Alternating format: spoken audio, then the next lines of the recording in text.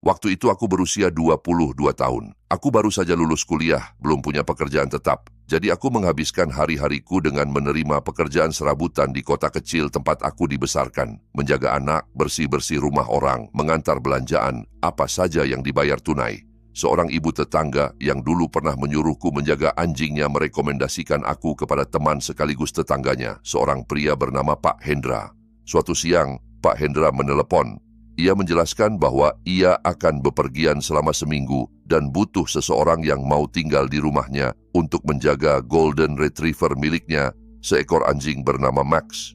Katanya Max adalah anjing yang cemas dan jauh lebih tenang jika ada orang yang menginap di rumah, bukan hanya datang memberi makan lalu pergi. Bayaran yang ia tawarkan sedikit lebih besar dari biasanya, jadi aku setuju. 2 hari kemudian aku bertemu langsung dengannya. Usianya mungkin akhir 40-an, tinggi, berkacamata tipis dengan bingkai kawat, memakai jaket windbreaker. Tidak ada yang tampak aneh darinya pada pandangan pertama. Sedikit terlalu ramah, mungkin, tapi bukan tipe yang langsung terasa menyeramkan. Rumahnya berada di pinggir kota, sedikit masuk ke area yang dipenuhi pepohonan.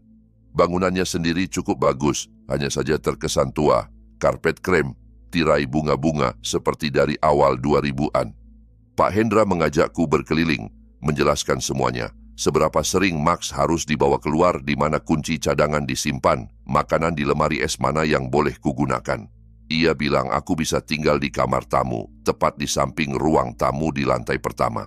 Aku mulai bekerja pada hari Senin. 2 malam pertama semuanya terasa normal. Aku menonton TV di ruang tamu, lalu mengajak Max jalan-jalan malam, dan kemudian tidur di kamar tamu dengan Max meringkuk di ujung ranjang. Malam ketiga, semuanya mulai berubah. Aku sedang duduk di atas ranjang sambil menggulir layar ponsel ketika mataku tertarik pada sesuatu yang ganjil.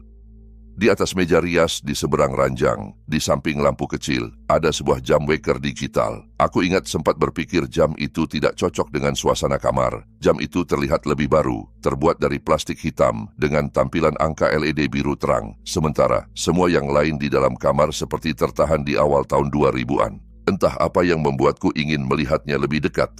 Mungkin cara cahaya lampu mengenai bagian depannya. Saat aku mendekat, aku melihat sebuah titik hitam kecil, bulat sempurna di atas deretan angka. Awalnya kupikir itu hanya sensor biasa, tapi lalu aku memperhatikan sudutnya. Lubang kecil itu mengarah tepat ke ranjang. Perutku serasa jatuh. Aku pernah membaca cerita tentang kamera tersembunyi di dalam jam waker, tapi belum pernah benar-benar melihat satu pun secara langsung. Pikiranku langsung kacau.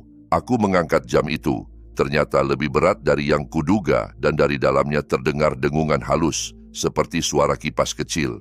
Aku memutarnya menghadap ke arahku dan menatap lurus ke lubang hitam itu. Saat itulah Max, yang sedari tadi berbaring di dekat pintu, tiba-tiba mengangkat kepala dan mulai merengek gelisah. Hampir bersamaan, dari suatu tempat lain di dalam rumah, bukan dari arah pintu depan, tapi lebih dalam lagi, aku mendengar suara pintu ditutup. Tidak mungkin aku salah mengenali suara itu. Seluruh bulu di tubuhku berdiri. Pak Hendra seharusnya baru pulang hari Minggu, sementara saat itu masih Rabu malam. Aku membeku, masih memegang jam waker di tangan, jantung berdebar begitu kencang sampai terasa sakit di dada. Lalu terdengar langkah pelan di atas karpet lorong. Aku cepat-cepat meletakkan jam itu kembali di meja rias, lalu berjalan ke pintu dan mengunci knopnya tepat saat langkah itu berhenti di depan kamar. Suara Pak Hendra terdengar dari luar, tenang, tapi agak terengah-engah. Ia bilang ia lupa sesuatu di dalam sana saat terakhir kali datang dan butuh aku membukakan pintu. Aku tidak sanggup menjawab.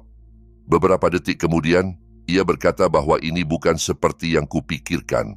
Katanya benda itu hanya sensor gerak untuk Max, dan ia tidak ingin membuatku takut dengan menjelaskannya sebelumnya.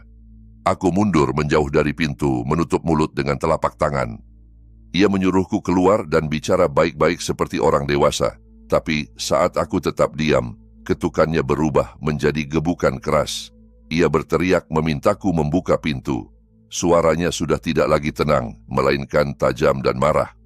Max mulai menggonggong dan melompat-lompat ke arah pintu, membuat suara Pak Hendra terdengar semakin kesal dan kasar. Aku melirik ke arah jendela. Tingginya cukup rendah dari permukaan tanah, jadi sebenarnya bisa kupanjat, tapi terkunci. Dengan tangan gemetar, aku meraba kait jendela dan mencoba membukanya. Sampai 3 kali aku gagal karena jariku begitu bergetar.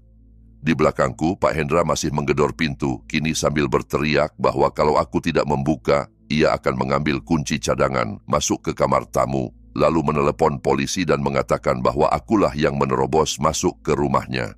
Aku tidak menunggu mendengar ancaman berikutnya. Aku mendorong jendela hingga terbuka, merangkak keluar dengan gerakan kikuk lalu menjatuhkan diri ke rumput di luar.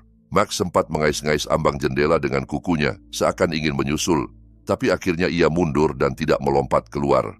Aku berlari melewati halaman samping dan menyusuri jalan kerikil di depan rumah sampai tiba di pinggir jalan raya. Ponselku ada di saku dan aku langsung menelepon ibuku yang rumahnya sekitar 15 menit dari sana. Aku hanya berkata agar ia segera menjemputku. Saat mobil ibu akhirnya berhenti di dekat deretan kotak surat, aku sedang bersembunyi di baliknya. Dari titik itu, rumah Pak Hendra sama sekali tidak terlihat, tapi aku tetap menoleh ke belakang berulang kali, takut sesuatu muncul dari kegelapan. Malam itu aku tidur di rumah ibu. Keesokan paginya aku memblokir nomor Pak Hendra dan menghubungi seorang pengacara. Pengacara itu mengatakan bahwa tanpa bukti fisik, seperti rekaman dari kamera itu atau perangkatnya sendiri, akan sulit untuk menuntut. Bahkan kalaupun jam itu memang kamera tersembunyi, Pak Hendra bisa saja mengklaim bahwa itu hanya sensor gerak yang tidak berbahaya.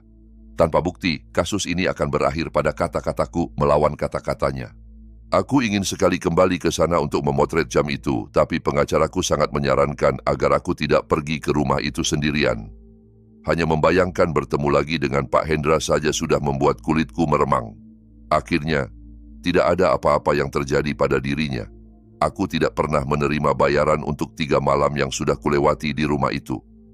Ibu tetangga yang merekomendasikan aku kepadanya berhenti membalas pesanku dan aku tidak pernah tahu apakah ia sebenarnya tahu sesuatu tentang pria itu. Berbulan-bulan setelah kejadian itu, aku terus dihantui mimpi buruk tentang terbangun di tengah malam dan melihat lensa kamera menatap tepat ke arahku dari seberang ruangan.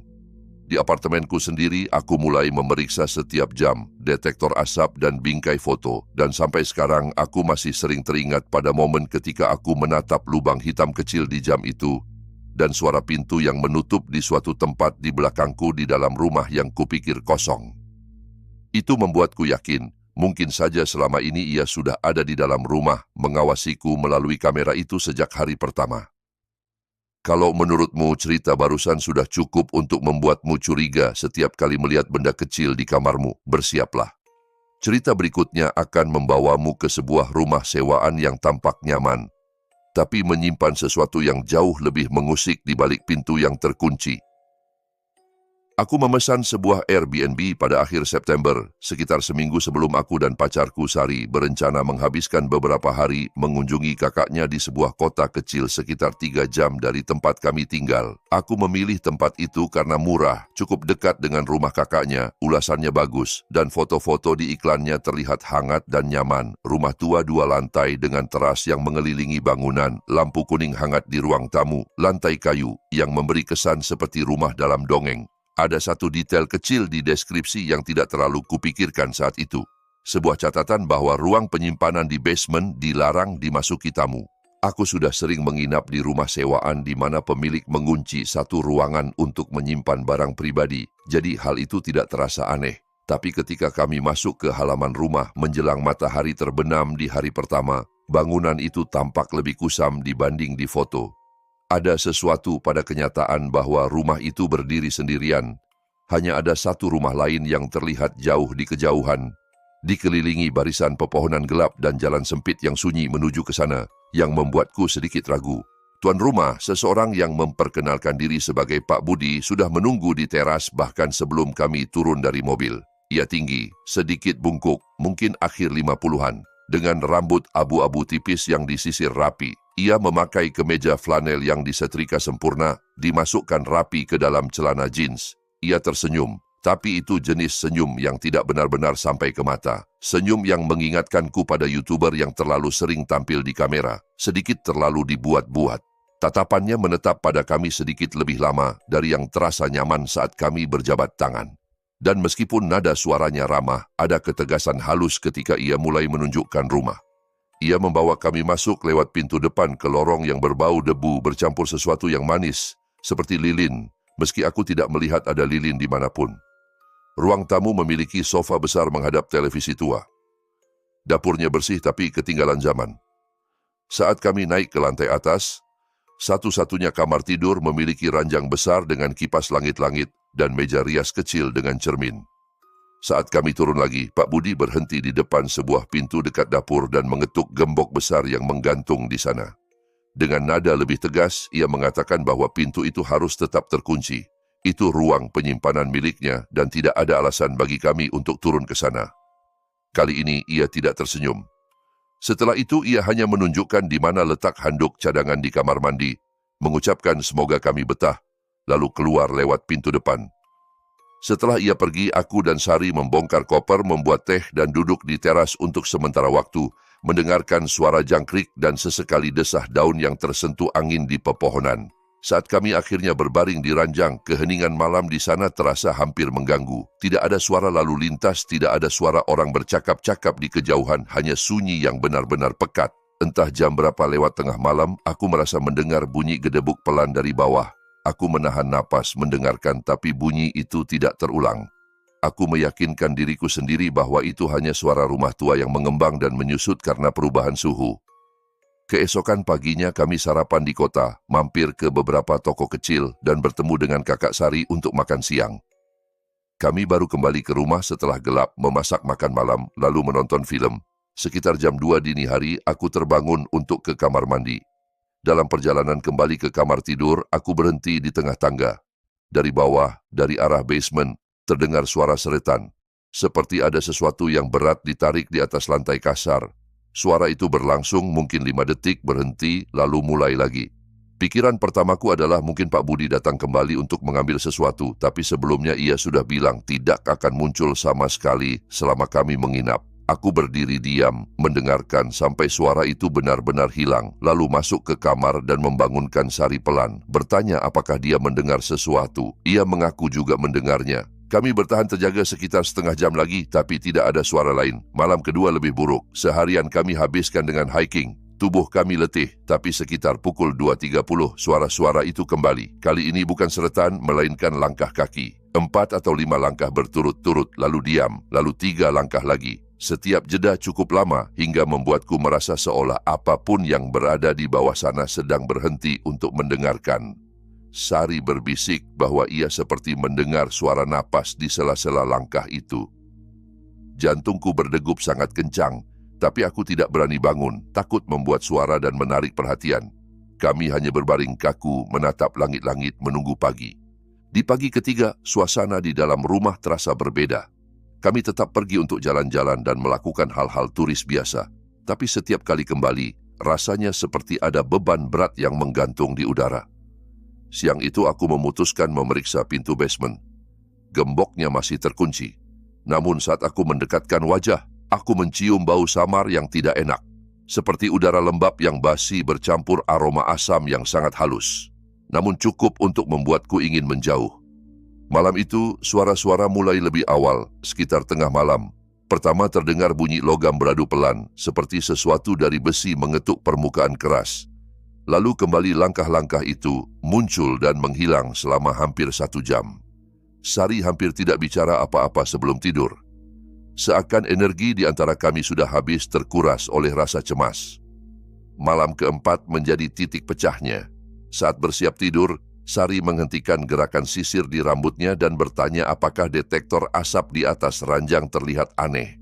Awalnya aku tidak melihat apapun, tapi ketika aku berdiri di atas ranjang untuk melihat lebih dekat, aku melihatnya. Sebuah titik hitam bulat kecil tepat di tengah, mengilap berbeda dari plastik di sekelilingnya. Perasaan tidak enak langsung menghantamku. Aku mengambil kursi, melepas detektor itu dari langit-langit. Di dalamnya ada kamera kecil bertenaga baterai dengan lampu hijau menyala. Sari duduk di tepi ranjang, wajahnya pucat dan diam, sementara aku mulai menggeledah seluruh kamar. Di dinding dekat cermin meja rias, aku menemukan satu lensa kecil lagi yang menonjol dari lubang di plesteran, juga mengarah langsung ke ranjang. Saat itu kami tahu semuanya sudah selesai. Kami memasukkan pakaian ke dalam tas sembarangan tanpa repot melipat, lalu meninggalkan rumah tanpa memberi kabar apapun kepada tuan rumah. Kami berkendara ke pom bensin terdekat dan menelepon polisi dari sana. 2 petugas datang menemui kami. Kami menjelaskan semuanya. Suara-suara dari basement, kamera di kamar, pintu yang digembok. Mereka lalu mengikuti kami kembali ke rumah. Pintu depan tidak terkunci. Secara teknis kami masih memiliki hak berada di sana karena sudah membayar untuk 4 hari. Polisi masuk bersama kami dan menyita semua barang bukti, kamera-kamera itu, kartu memori, dan peralatan perekam apapun yang mereka temukan. Mereka juga mengambil pernyataan kami dengan rinci, menanyakan apakah ada kejadian lain yang aneh selama kami menginap. Saat itulah kami menceritakan tentang suara-suara dari bawah tanah. Ketika kami menunjukkan pintu basement, kami terkejut melihatnya kini terbuka lebar, menganga ke arah kegelapan pekat. Kami menjelaskan bahwa sebelumnya pintu ini digembok dan bahwa Pak Budi bersikap sangat keras soal larangan turun ke sana. Kedua petugas lalu turun pelan-pelan menyusuri tangga untuk memeriksa. Beberapa saat kemudian, kami mendengar suara mereka, kali ini lebih keras. Terdengar seperti sedang memerintah seseorang. Ada keributan singkat di bawah sana. Tak lama, semuanya menjadi jelas. Mereka memanggil kami untuk turun dan bertanya apakah orang ini adalah tuan rumah. Dan dengan ngeri kami melihat bahwa itu memang Pak Budi. Ia rupanya bersembunyi di dalam sebuah lemari di basement. Di lemari kecil itu ada sebuah monitor yang jelas-jelas tersambung pada rekaman dari kamera-kamera tersembunyi di rumah. Polisi menyita monitor itu juga. Pak Budi langsung diborgol dan dibawa pergi. Ia didakwa secara pidana karena masuk tanpa izin dan melanggar privasi. Kami tidak sampai harus bersaksi di pengadilan. Polisi hanya mengirimkan pernyataan tertulis kami kepada jaksa. Pihak Airbnb kemudian memberikan voucher sebagai kompensasi, seolah berharap kami tidak menyebarkan pengalaman buruk ini. Kami menerimanya, tentu saja. Tapi itu tidak menghentikan kami untuk menceritakan kejadian ini kepada siapapun yang mau mendengar. Sampai sekarang, kejadian itu masih membekas kuat pada kami berdua. Kami tidak lagi percaya pada rumah sewaan atau Airbnb, dan akhir-akhir ini kami lebih memilih menginap di hotel biasa yang terasa lebih resmi, meski tidak selalu lebih nyaman. Karena setelah tahu ada orang yang bersembunyi di bawah tanah sambil menontonmu tidur lewat kamera kecil di langit-langit, konsep rumah sementara yang cozy tidak pernah lagi terasa sama. Di antara jeda napas dan suara musik latar yang nyaris tak terdengar, rasa tidak nyaman itu sebenarnya tidak pernah benar-benar hilang. Sekarang, dengarkan pengakuan seorang pria yang baru saja sadar bahwa ancaman itu bisa bersembunyi bahkan di dalam kamar tidurnya sendiri. Namaku Dimas, dan ini terjadi sekitar seminggu yang lalu. Aku tinggal di apartemen 2 kamar tidur bersama seorang teman sekamar bernama Rizky. Aku tidak mengenalnya sebelum kami memutuskan tinggal bersama. Kami bertemu lewat sebuah grup Facebook khusus mencari tempat tinggal dan roommate. Waktu pertama kali bertemu untuk melihat unit apartemen, ia terlihat cukup normal, pendiam, sopan, agak canggung, tapi bukan tipe yang mengganggu. Saat itu, justru kupikir itu hal yang baik. Aku tidak sedang mencari sahabat dekat, hanya seseorang yang cukup bertanggung jawab untuk bayar setengah sewa dan tidak menghancurkan apartemen. Beberapa bulan pertama semuanya berjalan lancar. Jadwal kerja kami berlawanan. Aku bekerja di kantor dari jam 9 sampai 5, sementara dia bekerja di sebuah gudang dengan shift malam. Karena itu, aku jarang sekali melihatnya. Saat aku berangkat pagi-pagi, pintu kamarnya biasanya tertutup. Malam hari saat aku pulang, ia biasanya belum kembali. Kami hanya berpapasan sekali atau 2 kali seminggu, sekadar bertukar beberapa kata di dapur atau ruang tamu. Tidak istimewa, tapi cukup nyaman. Lalu aku mulai memperhatikan hal-hal kecil di kamarku yang membuatku tidak enak. Pertama kali, aku pulang malam dan melihat pintu lemari pakaian terbuka. Aku biasa menutupnya karena tidak suka melihat pakaian menggantung begitu saja. Aku pikir mungkin aku saja yang lupa menutup pagi tadi. Beberapa hari kemudian, aku menyadari kursi meja belajarku agak berputar menghadap ke ranjang. Aku tidak pernah duduk dengan posisi seperti itu. Lagi-lagi aku mencoba meyakinkan diri bahwa mungkin aku yang kurang memperhatikan. Tapi ada rasa tidak enak mengendap di perutku. Perasaan bahwa seseorang pernah berada di dalam kamarku saat aku tidak ada.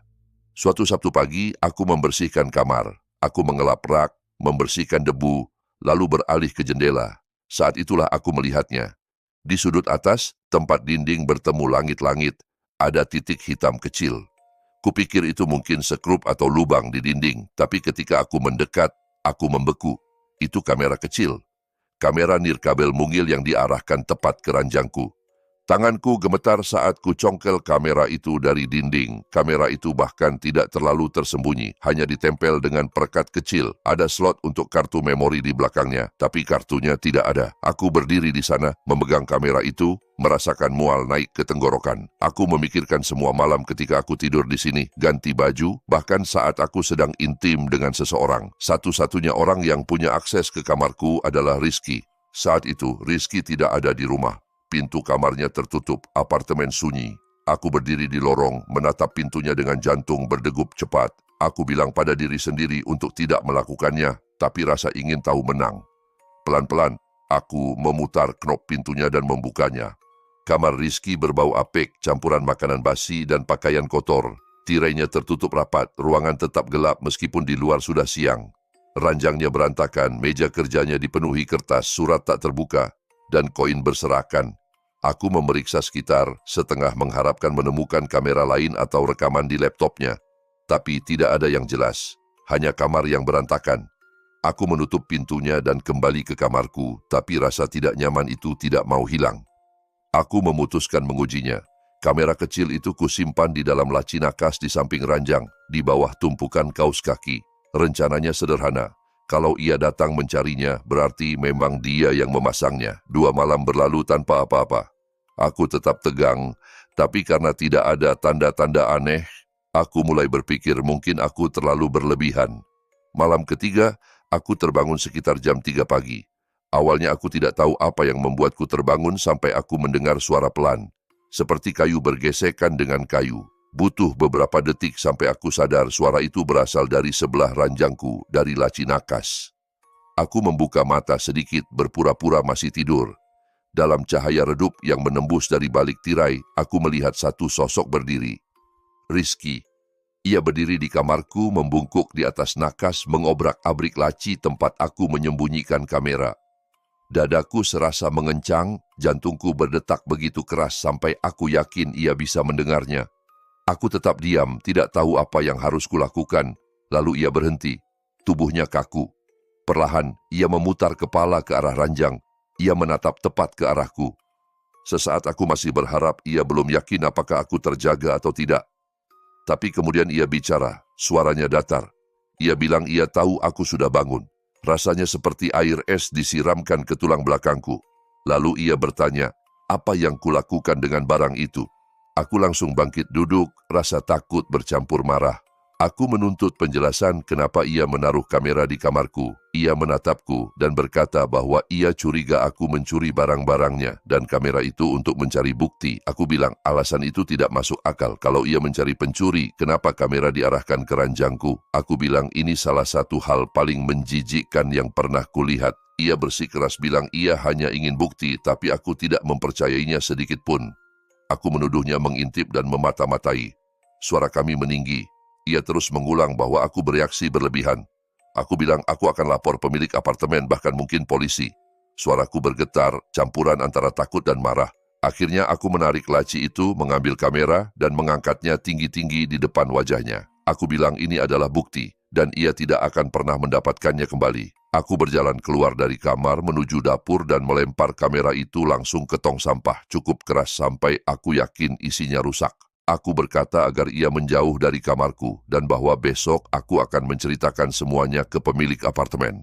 Rizky berdiri di lorong dengan tangan mengepal, menatapku dengan ekspresi kosong yang sulit kubaca. Setelah beberapa detik ia berbalik dan masuk lagi ke kamarnya tanpa sepatah kata pun. Malam itu aku tidak tidur lagi. Aku duduk di sofa ruang tamu, TV menyala hanya sebagai pengalih, tapi setiap suara kecil di apartemen membuatku terlonjak. Aku terlalu takut kalau ia kembali masuk ke kamarku. Saat matahari akhirnya terbit, aku memeriksa tong sampah. Kameranya sudah tidak ada. Itu terjadi seminggu yang lalu. Aku sudah menceritakan kejadian ini kepada pemilik apartemen. Ia bilang akan mengecek, tapi sejauh ini tidak ada tindakan apa-apa. Rizky masih tinggal di sini. Kami tidak berbicara lagi, tapi cara ia menatapku ketika kami berpapasan di lorong membuat kulitku merinding, seperti ia menunggu aku melakukan sesuatu. Aku benar-benar tidak tahu alasan sebenarnya ia menaruh kamera itu di kamarku. Alasannya soal pencurian jelas bohong. Aku tidak tahu apa yang ingin ia rekam atau apa yang ia rencanakan dengan rekaman itu. Dan jujur saja, aku tidak yakin ingin tahu. Tapi setiap malam ketika aku berbaring di ranjang, aku tidak bisa menghilangkan perasaan bahwa mungkin masih ada kamera lain yang tersembunyi di sekelilingku. Mungkin di tempat-tempat yang tidak terpikir untuk aku periksa. Aku sudah menggeledah seluruh kamar dan tidak menemukan apa-apa lagi. Meski begitu, pikiran itu terus mengendap di kepalaku. Tadi malam, aku masih terjaga ketika mendengar langkah kaki melewati lorong dan berhenti tepat di depan pintu kamarku. Lebih dari 1 menit, tidak ada suara apa-apa selain bunyi kayu lantai yang sedikit berderit karena berat tubuh seseorang yang berdiri diam di sana. Ia berdiri seperti itu, seperti penguntit selama beberapa menit sampai akhirnya aku mendengar langkahnya menjauh. Aku sedang berusaha mencari tempat baru untuk pindah. Aku juga mencoba mencari tahu apakah mungkin menuntutnya karena pelanggaran privasi, meski aku bahkan tidak sempat memotret kamera itu atau merekam konfrontasi kami. Aku tidak punya pesan teks atau pengakuan tertulis apapun darinya, tidak ada bukti. Tapi apapun yang terjadi nanti, aku hanya bisa berharap bisa keluar dari situasi ini tanpa sesuatu yang lebih buruk terjadi. Kalau setelah mendengar semua cerita ini, kamu merasa gelisah setiap kali menatap kegelapan di kamar sendiri, tinggalkan like-mu sebagai tanda bahwa kamu masih berani. Subscribe agar kamu tidak ketinggalan kisah-kisah berikutnya yang mungkin lebih mengganggu dari malam ini. Dan kalau ada satu saja bagian yang membuat bulu kudukmu merinding, tulis di kolom komentar apa yang kamu rasakan. Atau apa yang akan kamu lakukan kalau kamu yang berada di posisi mereka.